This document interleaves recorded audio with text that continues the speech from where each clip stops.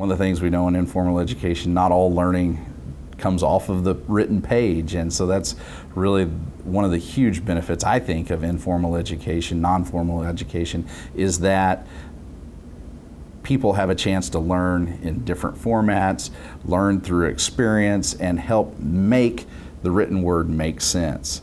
And in a formal education from a formal education standpoint, relying solely on books and worksheets and to generate knowledge does a disservice. Same way in non-formal settings, relying solely on experience provides somewhat of a disservice.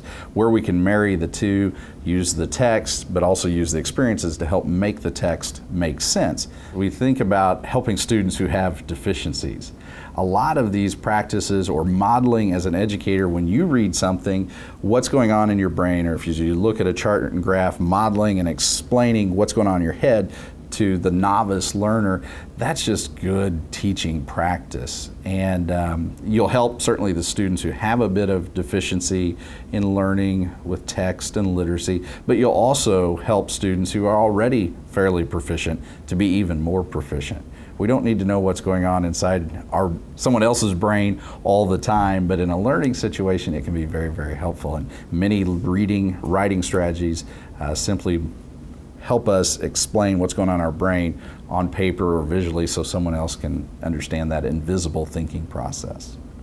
One strategy that I think educators of all types can employ to help students who just cannot read and comprehend what we're asking them or expecting them to do would be to allow students to share knowledge with one another.